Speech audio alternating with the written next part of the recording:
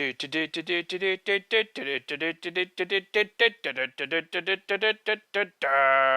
believe you, the master of unlocking, should take it with you. Hello and welcome to the Master of Unlocking podcast. No, and here but is Caleb. No, nope. I have Jungle Boy and Lucha. No, just Jason speaking into the microphone all by myself. I think I screwed up the intro. I don't know if Barry actually says I believe. I think he just says, you, the master of unlocking, should take it with you. I don't think there's a believe in there. So we're not going to edit that out. We're just going to get going. How's everybody doing out there?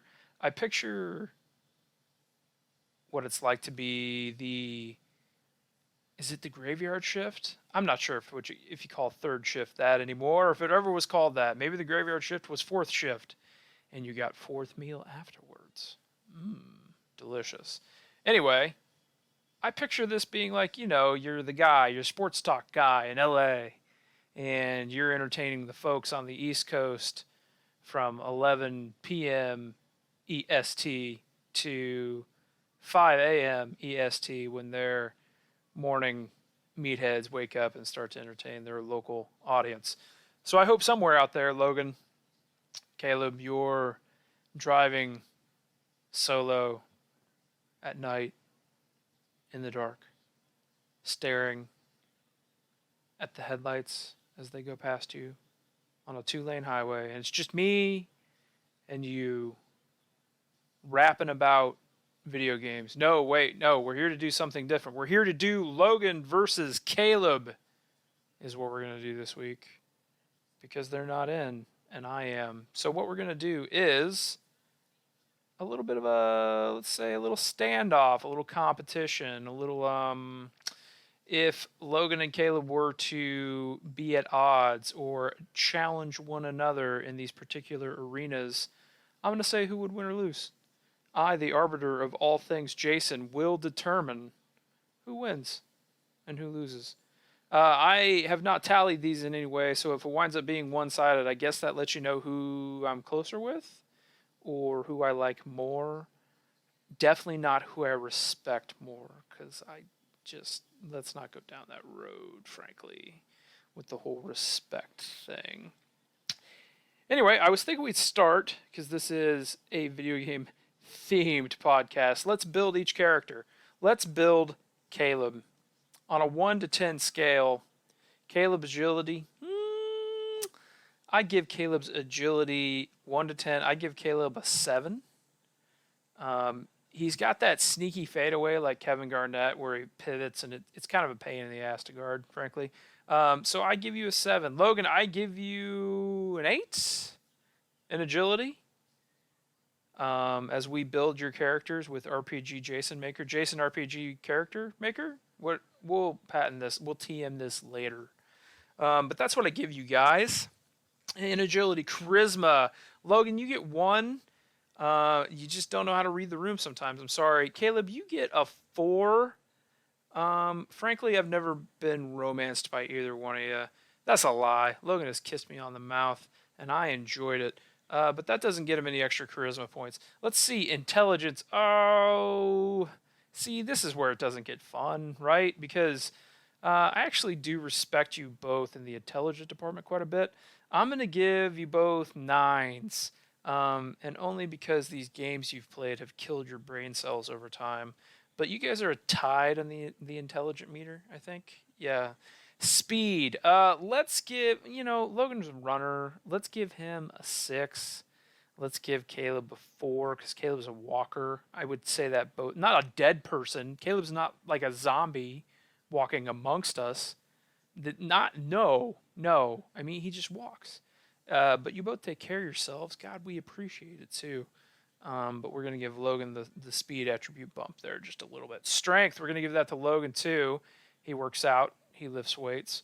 Let's give Logan a 7. We'll give Caleb a 5 because, sneaky strong Caleb. Caleb, I watched him bench press a squirrel once, and my jaw was on the proverbial floor. Stamina, I'm gonna give Caleb a 6. This guy walks to work. Who the hell walks to work? If you can walk to your job, you gotta have good stamina. Logan, I'm gonna give you a 5. You know, I've seen you come out of the gate hot and burn out. You know, one time, you know, you take a shot at 151 and you're passed out for the next 5 hours. You know, and I remember that. Let's go ahead and say hunter gather. Let's say hunting or foraging is our next category. We're gonna give. You guys get zeros. None of you into that. If it was the end times and we were foraging, I wouldn't come to you guys together. Food at all. Fishing? I guess I saw Logan fish the other day for the first time ever. Let's go with wisdom. I'm gonna give Caleb a 8 on the wisdom because when he calms the fuck down, and he really thinks about it, he can be pretty insightful. Frankly, maybe that's comes from working with him. I'm gonna give Logan a 7. It would be higher, but you just never learn your lesson in some areas, and you just keep on keeping on. And I'm not going to dive into those areas, but you just keep on ramming through those walls, man. You just keep doing you. That's what we'll land on wisdom at. Adaptability. I'm gonna give you guys. Let's see. Let's do Logan first this time for adaptability. He remains flexible in and out of the bedroom. Let's give him a 7. And then let's give Caleb. Let's give Caleb a 6. I've seen Caleb dig in a little bit. Nope, not adapting to that. Won't do it, can't do it. I've seen it. Maybe be higher. Caleb, maybe think about that a little bit. The next category would be craftiness. I give Logan a 6 in craftiness. Room for improvement, right, Logan? I think that, you could do better. And Caleb, I'm going to give you a 7 in the craftiness. And that's just because I've seen you pull a few things out of your behind, frankly. I've seen, 7 for Logan too. I've seen, as I think about that, that's not fair. I've seen both of you pull some pretty odd things out of your behinds. Not literally, stop it. You're both gross. This audience is gross. Everyone's just gross. And overall health, let's give you guys both an 8 out of 8. I don't think you're, calling it quits anytime soon. Maybe an 8 for Caleb and a 7 for Logan, just because he's had some bumps and bruises and he's older. So let's give Logan a 7, Caleb an 8, and let's not talk about who would outlive the other. Let's just not do that. Now we've got our characters built. Didn't keep track of any of that. Don't really care. Just kind of commentating my way through this. Let's get into the provocative stuff now that we've established our characters. Let's go ahead and take what I said and throw that out the window and do exactly that. This is Logan versus Caleb. This is Caleb versus Logan. And who I think would win in these particular scenarios. In an eating competition, let's see. We've got to go with Logan. Caleb would say that. One time he ate more food than Caleb and myself combined at a Christmas get-together. That sounds fancy. It was actually just a shit ton of Dominoes that we ate, and it wasn't a get-together at all. It was just the three of us playing video games. So Logan wins that. He knows he wins that. And yet he's still the thinnest out of us, which is just kind of, I guess, lift weights, folks. Take care of yourself, I guess. Let's go with, what's the next category? I think that if these two were locked up in a cooking show competition, let's think about this a little bit. So I think that Logan, frankly, cooks more than Caleb. Caleb recently started cooking, I know. Love to try some of it. Maybe, invite your neighbors over. Caleb, what do you think? I mean, the guys from, the developments over next to you. What do you think? Maybe maybe it's a food portion thing. I don't know. Anyway, but I would give the nod to Caleb as far as the cooking show thing because, frankly, I think he watches more of it. He's prepared. If these two were locked in a vicious battle on, let's see, Chopped, I think that I give the nod to Caleb because he's seen a thing or two on those shows and he's just consumed more of it. So he'll be more prepared. So Caleb gets the nod there. All right. If these two were in a battle to see who was let's go with winning a poetry slam. I'm going to go ahead and give this Caleb because he secretly probably is more in touch with his emotions than Logan and I are, frankly. I think Logan and I are broken on the inside, maybe just a little bit more. Maybe it's that having children. I don't know. But I do see a deadness in our eyes, Logan, that frankly I just wanted to admit to you right here, right now. So we're going to say that Caleb probably wins the poetry slam because he's more in touch with his feelings, probably, than we are. All right. Who would survive longer without sugar? That's clearly Caleb. No contest. If Logan doesn't have a cookie or a dessert of some kind every other hour on the day, he has little fits, and it's childlike, and it's just not. It's really not a good look, frankly. And so that's why if we were going to see who survived longer without sugar, it would have to be Caleb would be able to pull that off. All right, moving on. In a game of paintball, I guess I don't know. I played paintball with Logan once. I've not seen the skills from Caleb. Both of them play a video game. Logan plays more shooters. We got to give Logan the nod. More shooters. I think that's what leads me to the determination that he's a better paintball player. Caleb, if you are some great paintball legend, I apologize. I didn't know. At the time, I had no idea. Okay, what's next? Let's look through the list here. Who could stay awake the longest? I'm going to say probably Caleb. Could probably stay awake longer than Logan. I just, I've seen Logan tap out, and when he does fall asleep, that's when you got to toss the TV remote right on his junk. You just got to give it the old soft lob, maybe spin the remote slightly in the air so it really does maximum damage on his testicles. So let's go with Caleb in that category. Who's more likely to win a dance contest? That's Logan. I mean, I don't think I've ever seen Caleb even bob his head, maybe a little bit, to music. I'm sure as you walk around listening to the Hotline Miami soundtrack, you'd be dead inside Caleb if you weren't bobbing your head just a little bit. But I have not witnessed it, so let's go ahead and give the nod to Logan in a dance contest. All right. Oh boy, this one's hard. Who's more than likely to win a trivia contest? Well, you guys have your little trivia thing, and you probably both like to think you're just as important as the other guy, and you're good teammates. So I guess I've known Logan a little bit longer, and he's been a font of useless information for as long as I've literally known him. So let's go ahead and give that one to Logan. Maybe that's just because I've known Logan longer, Caleb, but the amount of dumb things that circulate in the guy's brain is not. It makes me uncomfortable, frankly. It's just kind of unsettling. Oof. All right, who could go longer without social media? That has got to be Caleb. I imagine he could shut it. I don't know. Logan hates social. This might be a tie. No, I got to pick one, right? I changed my mind. I think Logan could do it because he does have the disdain for some of it that I do. I know, and I do think that Caleb does frequent the Twitter. I believe Caleb of Tsushima, I believe, was the last time I saw Caleb on Twitter. So I guess let's go with Logan in that category, only because I know that he does hate parts of it the way that I absolutely loathe it, frankly. Okay, moving on. All right, some of these are a little real. Whew, boy. All right, let's go with something kind of fun here before we get into the real stuff, the real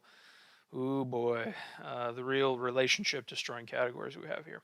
Well, let's see. Wear a more convincing disguise. Who could really turn into Agent 47 in a more convincing way, right? Who's gonna sneak in undetected? I'm probably gonna give that to Caleb. Um, his height might give him away a little bit, but Logan's just got that. He's got that thwomp head from Mario 3 that is undeniable. It's you're gonna know no matter what disguise he's wearing. It's probably Logan, the way you would with a bald guy and a barcode in the back of his head. Same kind of deal, really. Yeah. So Caleb wins that category. Not going away, but Logan, you have a distinct head, frankly, and you know it. Let's see. Who could survive longer listening to Nickelback? I'm going to say Caleb wins this category because I know Logan hates Nickelback probably as much as I do. And maybe Caleb just doesn't care. Maybe he just doesn't give a shit. And what's on is what's on. And it doesn't make him want to swallow a gun the way it might Logan. So Caleb wins the Who Could Listen to Nickelback Longer challenge as well. All right, let's see here. Let's move on to, oh geez, who could survive longer during a hunger strike? Well, let's see. I've seen both of, you know what, Caleb? Neither of you guys eat breakfast though. I don't know. Like a particular kind of food, but if you really wanted to, you probably both could survive, a few days. I I'm gonna say Caleb. Caleb probably a little bit longer. I bet Caleb has gone on 2 or 3 days where he's survived on little or nothing while he played a 57-hour RPG or a 100-hour RPG in just a few days, maybe. And in that scenario, in that picture in my mind, I'm going to say that Caleb is more capable of going on a hunger strike than Logan is. Um, okay, let's see. What's next here? Who is more likely to unveil an international money laundering scam? Hmm. I'm going to say. You know, when Logan gets obsessed with something, he really gets obsessed with something. So he just dives in with not only both feet, but elbows and head and just submerges himself into things. So if he did think he was onto something, I could see him like being the guy who ties the pictures and the ribbons and string and the cork board together um, on some crazy, um, wackadoo conspiracy theory, I suppose. I could see Logan being scary in that way. So I'm gonna say it's Logan is more likely to uncover an international money laundering scheme than Caleb. Who could last longer on a mechanical bull? That's Logan too. Just because I can picture it and I can see him giggling on it like a schoolgirl as he rides around on it. And Caleb's probably not even getting on there. Honest, let's be honest. He's probably like, nope, and he's chugging his beer and he's leaving.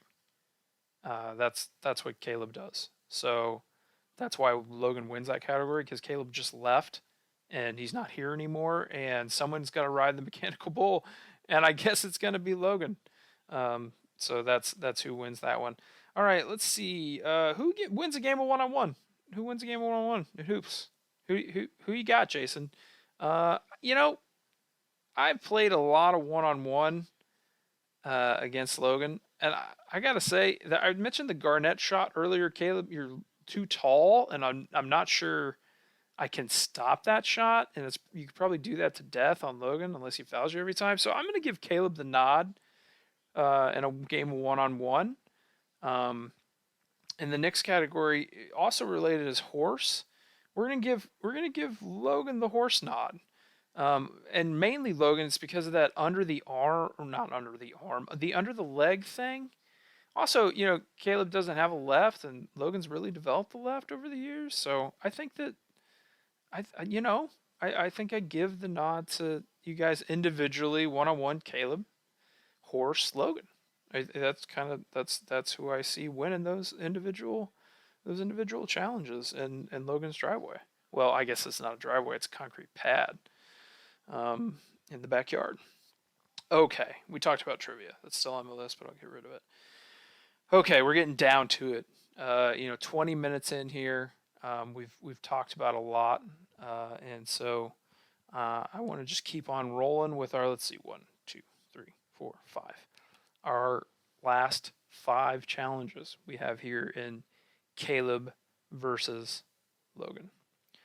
Who survives longer in the apocalypse? Well, I think that both of you aren't the most. We talked about the hunter gatherer thing earlier. I don't. I guess I don't know. This is tough. You both have experienced it a lot in video games. Um, who plays games like this more? I I guess I give the nod to Caleb. You know, he's played more RPGs in the apocalypse than Logan has. That's got to be worth something in a real scenario like this, right? It's got to be. It's got to factor in somehow. So let's give who's going to last longer in the apocalypse. It's going to be Caleb. Um, that's a close one though. I don't know who to pick.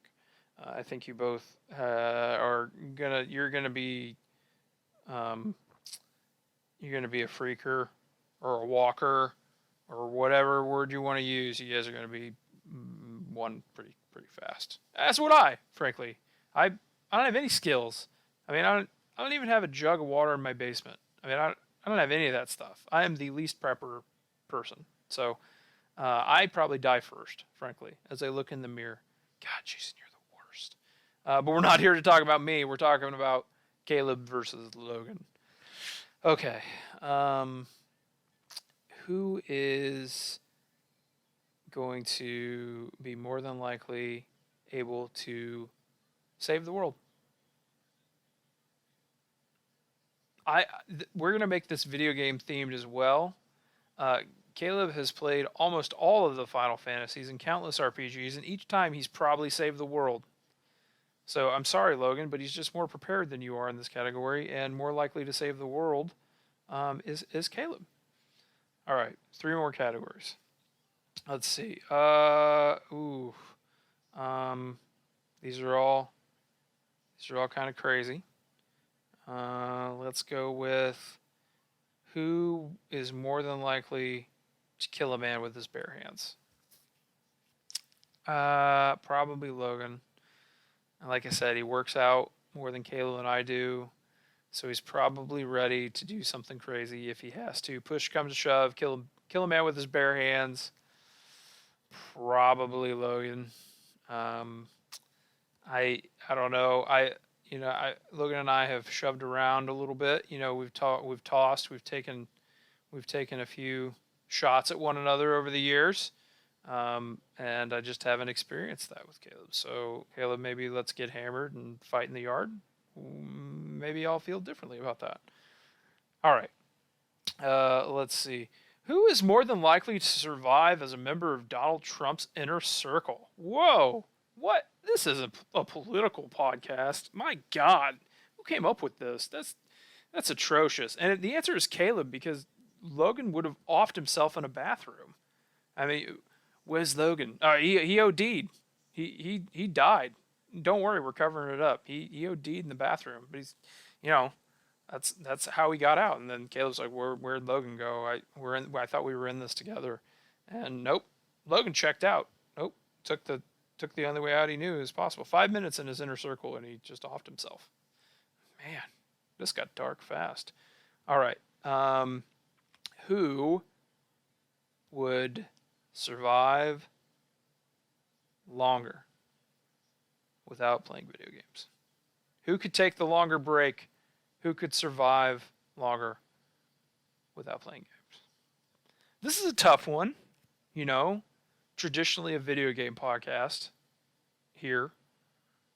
And I think that we all really enjoy them and don't like long breaks from them. So who would survive longer? I don't know. Probably Caleb. Push comes to shove. I've known Caleb to just forget that he owns a console or a PC for days on end. Maybe it was that Glow marathon, Caleb, or maybe it was, the Big Show marathon. I don't know. Um, I just can't. All the seasons of Younger. Probably Caleb. I could see Caleb just forgetting easily and just being able to fill the time. Where Logan would have the same kind of craving that I do, where, oh God, I haven't touched a controller in 12 hours. What am I doing? I need that controller in my life. Gotta have it. So I guess in the final Caleb versus Logan category, we're gonna give the nod to who could survive without gaming longer to Caleb. Like I said, I didn't tally any of those, but that's been Caleb versus Logan. You made me do it. You made me pick. You jerks. That wasn't fun for me. I don't enjoy pitting friends against one another and then feeling like I have to say who's better at what or more talented in some areas or who maybe needs to better themselves in other areas. That's not what we do here. We're a positive video gaming and television podcast, and I'm sorry that they put me in this position and made me pick, and that everyone's feelings are a little raw after that. I just I'm sure the audience feels the discomfort I do right now, that my friends made me do that and made me choose them. It wasn't my favorite thing to do, but I did it, and hopefully we'll be closer for it. Hopefully this will bring us together as a 3-man podcasting collective, as a 3-man podcasting stable. This is normally where the commercial break would let the late night host kind of take a breather, drink some water, maybe have a healthy snack like some nuts. But that's not what we're doing here. This is the solo show, and there are no breaks. I could test the recording, but I don't want to. I'm trusting that this is going well, and that we're going to keep on pressing on. We have one other topic tonight. I'm not going to brief everybody on what I've been playing, because that's what we do together when friends get together. If these guys are still friends after Logan versus Caleb, I mean, maybe I won't get invited back. But if they are still my friends, maybe we'll get together next Sunday and record, and we'll talk about what I've been playing then. Lots of Death's Door. God, Death's Door. Love Death's Door. Played some 12. Wait! I'm not supposed to talk about those video games. Instead, I was inspired earlier today when I was thinking about the video games that I enjoy, my favorite games of all time. And there's probably some hole out there, some content hole. Maybe someone has done this better. Feel free to comment below if you're watching the YouTube video, or write a review, comment in your favorite podcast platform if you disagree with what I'm saying. But I was having trouble today finding a kind of a niche video game content article or video or production of some kind that documented the greatest trendsetters ever in games. The games that I am always arguing that are the best of all time, for me personally, with my dear friends Caleb and Logan, who were my friends until this podcast started and now are no longer, because I pitted them against one another and had to choose who was better at what. But I think that the reason why I love the games that I love is because they did something for the first time or did something new really well. I'm always making that argument. The Logan and Caleb are tired of me making that argument, and I apologize, because that's what this segment is really going to be all about. The trendsetters in my mind, the games that, oh man, we don't have this without this, and this is why we have the nice things that we have now. Of course, it's going to be, things that I enjoy, right? That's the way that I perceive the world, and I would welcome anyone's feedback. Like I said, comment below if you're watching on YouTube, or I think that I really I would like to have a conversation, one, about whether or not someone has done this or made this list properly, an actual working professional in this field, or if I'm just on an island here and I'm the only one that thinks it's fascinating, right? That, oh man, we have this because of this, and this game did this really well, and lots of others copied it but didn't quite nail it, or the inverse of that, where they refined it, right? And it became, well, we love this game because it started this fad, but this game really delivered on it. It really nailed it. And so I find those games really interesting. Not the game that necessarily nails it, but the one that starts it, right? That has the idea and does it well enough that people want to imitate it and really refine it. So as I think about this, I'm thinking about the big consoles over the years. We're not going to talk about a television here. We're not going to talk about the Jaguar. That's not what we're doing. Neo Geo stuff, arcade stuff. Look, we're just talking about the huge install base, or the bangers, right? The consoles that most folks had in their home. I just realized we're probably going to skip the Wii when I said that. I mean, I just don't. Let me think about it. When I get to it, maybe I'll have a better answer. Anyway, the Atari 2600, right? Good install base. Video game crash after that. We weren't sure what we were getting, but made its way into folks' homes, for better or worse. And the game that comes to mind for me is Pitfall. I think there were games like Pitfall that came after that, even on the Famicom and the Nintendo Entertainment Center system. Sorry, center. The NEC. That's a monitor, Jason, you joker. I think that it had a formula that worked well. I remember playing it as a very small child, and then there were games that came after that used that very formula. So I want to say that the first trendsetter I want to mention is Pitfall for the Atari, because it gave us some pretty cool platforming action later on, and it's the first one I can remember of its kind. So moving on, we're going to go to the Nintendo Entertainment System. I almost did it again. Nintendo Entertainment Center. I'm tired. It's late. It's a holiday. It's a Monday. It's not even Sunday. I don't know what day it is. I have to work in the morning, but I'm here. I'm dedicated. I'm getting you through the night. We're driving through the dark night. It's 3 a.m. It's just you and a bunch of semis, and Jason's here for you. All right, your friend, your podcasting radio friend. It's probably gonna have to be. See, we're not doing deep cuts here, okay? Just to be clear, these are games everyone's heard of, but they are things that set trends for years to come, and that's why I think that we gotta go with Mario 3, right? Right? I mean, it had the warp system, it had the overworld system, where you selected your level, then you went into your level, and then just killer side-scrolling platforming action, right? Like, I just you got to give it credit. I mean, we're still playing games now that use that formula that was established perfectly well way back then, and it did all that stuff really well. A little bit of new, a little bit of old, and it was just right. And games have tried to emulate it since it happened, you know. So we're gonna give it to Mario 3. Honorable mention Contra in this category. Just want to say, Contra was the stuff back in the day. Like, different, great way to figure out how to do different types of shooting in a game. Messing around with very limited options, and it still was able to add some depth. Those scenes where you're shooting like over their shoulder, that's pretty cool, frankly. And I'm surprised you didn't see more of it, so that's why it's an honorable mention for Contra.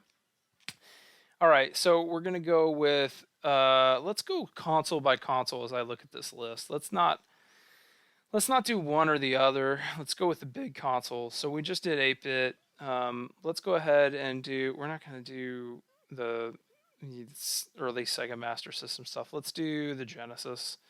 And when I think about the Genesis, man, this is hard because like Sonic 2 is probably the best selling game, I would have to guess, but I'm not sure if it Sonic 1 came along with this blast processing, right? Pretty quick, faster than Mario, that's for sure. And did it really well. It was beautiful, very colorful. Um, but and see, this is personal preference, but when Mortal Kombat launched on the Sega, it was the only place you could see the real fatalities from the arcade and could use the blood code ABACABB, and that made an impact on me, obviously, because Mortal Kombat is um, my favorite collection of games. Sorry, I guess franchise is the word I'm looking for. Franchise, and I something kind of changed when it brought that level of brutality to to a home console, and Nintendo didn't want any of that smoke. Right, there was sand flying out of those dudes or sweat or whatever they were doing on the Super Nintendo. Um, so since we're doing just console specific, I'm going to give it to Mortal Kombat on the Sega, and then I can think of lots of Sega games that were really unique that I thought were, at the time anyway, I would think that would spawn other things like Comic Zone. Like, man, why didn't anybody do that? That was Comic Zone's awesome, but it's also really unique, and no one else did it quite like Comic Zone did it, and that's not what we're doing here. We're doing Trendsetters. So, I think there was a certain maturity level that Sega Genesis owners got from Mortal Kombat, and that's kind of why I I pick it, because things changed after that. You saw lots of M-rated games, Eternal Champions, things like that on the Genesis, and Snatcher on the Sega CD, stuff like that. 16-bit on Sega was different, right? And I think Mortal Kombat's where that became like a little more acceptable, where they would take chances on mature titles. Okay, let's do SNES. Let's do Super Nintendo here. I think the trendsetter that I think of on that console is Donkey Kong Country. A few reasons come to mind. Um, just the killer gameplay, and they mastered it right out of the gate and use it in several sequels, and is still awesome and still holds up to today, honestly. But also the 3D rendering, that rare art style where those were 3D characters in a 16-bit environment. I really loved that, and there was a lot of games that tried to nail that style later. Clayfighter that tried to really bring that to life, but no one could quite do it the way that Rare did it at that time. Those games are still beautiful. They still play really well, and they're the reason why I think we saw some 3D polygonal experimentation on limited 16-bit hardware. So Donkey Kong's the trendsetter for me. Donkey Kong Country, to be specific, is the trendsetter for me on the SNES. All right, let's think about the next generation. And forgive me, I'm doing this off the cuff, so I'm probably forgetting stuff. But let's go with, we're not going to do, as I look down the list here, we're not going to do Dreamcast. We're not going to do Saturn. I mean, I guess, sure, fine. I guess we'll think about it. Let's do the PlayStation 1 for now. That one's easy. My second favorite game of all time, Caleb's favorite, Final Fantasy VII. We've even talked about this on the podcast a little bit. The way it handled pre-rendered backgrounds, the ability to have a CD in there and sound the way it did from like a soundtrack perspective, and not limited what you could do with audio, was a big deal. And then came Resident Evil and Fear Effect and Parasite Eve and all these other games that really did those pre-rendered backgrounds really well. But it comes back to me as the maybe, God, one of the biggest trendsetters ever, probably, and is why we had so many great experiences on the PlayStation 1. Congratulations, Final Fantasy VII. Another fanboy on the internet. Congratulations. Well done. You never thought you'd get the accolades you deserve, but here I am, giving it to you. Yeah, congratulations. Let's go with the Nintendo 64. And that one's also easy for me. It's Mario 64. I think they really did something special there, and they continue to do it years, and years later. They tried to perfect that same formula, and it's why we have all the great Mario games we do now. Is the success of Mario 64. Um, I've just I have washed that game's balls enough on the internet, right? I just have thrown many a bouquet at that game, and I continue to do so. Um, let's move on to the PlayStation 2.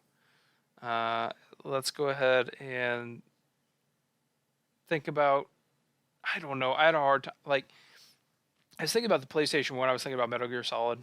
And then I thought about Metal Gear Solid 2 in this category closely. But I'm going to go with Devil May Cry 1. Because it was a Resident Evil sequel that suddenly morphed into Devil May Cry. And Capcom realized they had something really special there. And I don't blame them because I hadn't played anything like it before.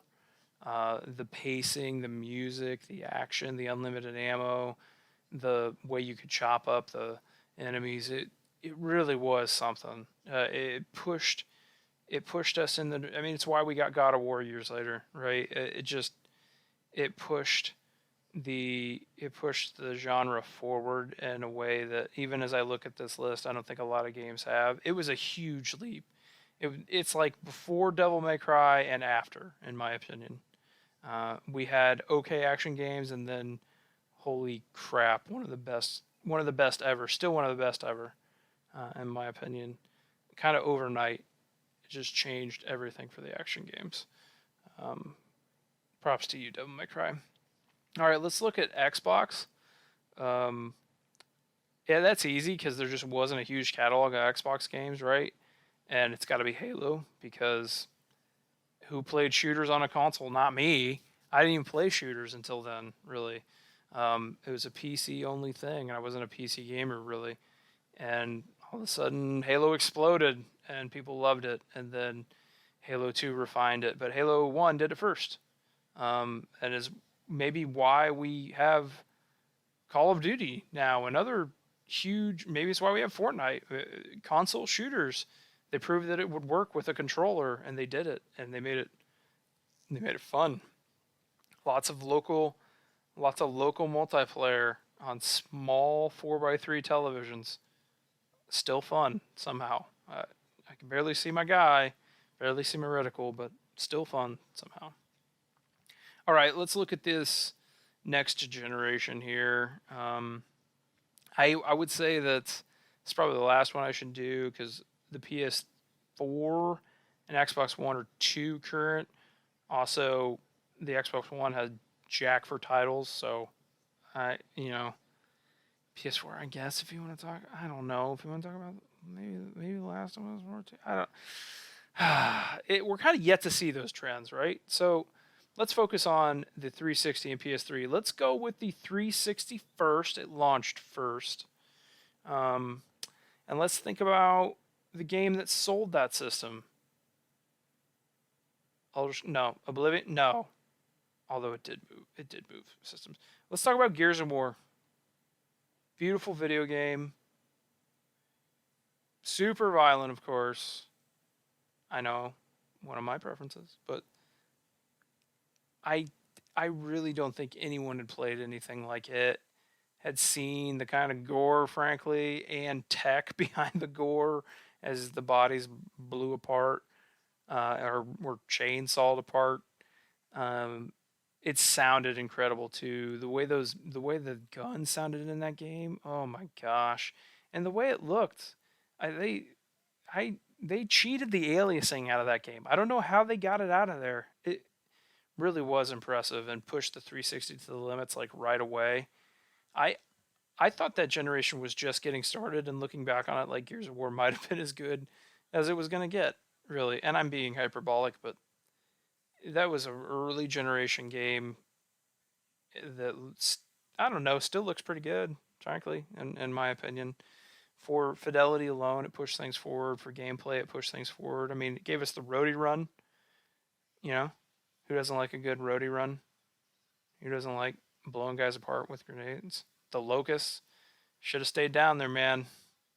Don't come up here and mess with Marcus Phoenix and his do-rag. Bad idea. Okay, let's talk about the PS3. I looking at the PS3, it was kind of funny. I was thinking about early PS3 and kind of the shit show that it was. Um, the first thing that game that came to mind incorrectly, I was like, "What is it? Resistance? Like, is it? Ugh, God, is it Resistance 2? Ugh, what is wrong with me? What? Why can't I think it?" And I was like, "Oh, of course, it's Uncharted 2. It's not the first Uncharted, but it's the second Uncharted, and it's the way that traversal and the hints, the color hints in the environment as you climb and scale things and big set pieces and long, really well thought out dialogue and narrative development and character development. I think game developers have looked up to Naughty Dog and what they did in Uncharted 2 for a long time. I think Naughty Dog still, in a way, after 3 and 4 and Last of Us and Last of Us Part 2, still look back at how they pushed Uncharted 2 forward and pushed storytelling forward, visuals forward. I will say the combat is the weakest part of Uncharted, right? And that we were just talking about Gears of War, and it's certainly not Gears of War, So I'm not talking about that necessarily. I'm just talking about the way they told a story and the way they did those big set pieces that were separate from the game in a way that really stand out. That's why I would say that Uncharted 2 is the trend setter of that era. So before we adjourn here, those are kind of the trendsetters that come to mind for me. I'm not going to do last gen, the previous gen that we're on, because it's been too soon. I think that I think about some of my favorite games of those eras. It's all stuff that was refined, and I'm trying to point to the games that did something cool before others. Those are the games that come to mind. So if you're thinking, "Oh, Jason, you're stupid," well, you're right.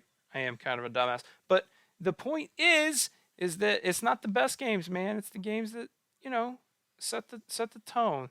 They're still good all timers, but they may not be the best at those particular things. But they are, we're the first. So what am I mean, what do you want from me? You want Shenmue, I guess, on the Dreamcast? Fine. Is that why we have Yakuza? I guess. Like if I get like a Dragon from Shenmue, then thanks. Sure. I guess that's the only omission I can think. I'm gonna pull up a list here real quick, live on the internet. I'm gonna pull up a list of video game consoles. Make sure I didn't forget anything. All right, let's just look here. TurboGrafx. No, we're not talking about that. I said no. Neo Geo. I said no. The Commodore. No. The CDI. There was that weird Zelda thing that made everybody uncomfortable. I guess if you want to talk about that.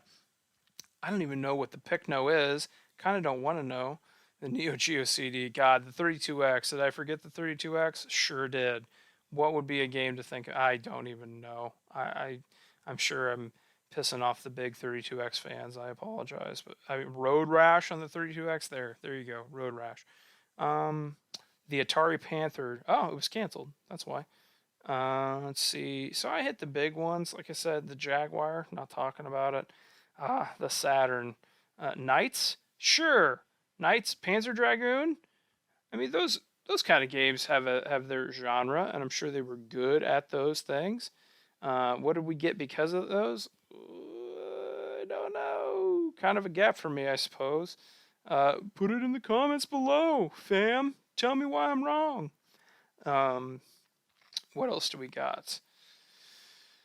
Oh, shoot, I forgot the GameCube. Of course. Well, that one's easy. It's Resident Evil 4. right? I kind of want it to be Eternal Darkness, but I don't think anybody did that quite as well. And lots of people have tried to capture the balance of Resident Evil 4 as far as action and oh wait, more action. It's one of the all-time greats. What am I forgetting? It's definitely not Mario Sunshine, right? Can't be Mario Sunshine. Apologies to the GameCube. Hey, maybe it's because I lost my GameCube when I moved to my new house. You know, you think you have a GameCube, you move, you get all your consoles unboxed, and you just don't have a GameCube anymore. Like, how does that happen? Who took my GameCube? I want it back. And my Wavebird. God, how good is the... Can I give it to the Wavebird? GameCube Trendsetter. Wavebird. Wavebird. Yep, no, I'm serious. It's why we have all the great wireless technology we do now, because the Wavebird was the stuff. It was incredible. I said I was going to forget the Wii. I forgot the Wii. What? Wii Sports? What do you want from me? Wii Sports? Is that why we have awesome Switch games that use... Is it because we have great PlayStation moves? I don't know. It could be. I guess it honestly could be Wii Sports. It's pretty cool. It's pretty neat. One of the first, one of the more memorable experiences, I think, about games for me. We're going to skip the Switch. We're going to skip the new stuff altogether just because it's too soon. So yeah, that's my list of trendsetters. I think that's almost going to do it. We're around just over 50 minutes of solo Jason talking here. And I guess I don't want to waste any more of your valuable time. Thank you so much for talking with me. Just me and you for this hour. I hope you enjoyed Logan versus Caleb as much as I didn't. And I hope that you enjoyed the Trend Center conversation. Who's doing that, right? Who's a trendsetter? Who's doing the video on the internet? Who's done this better?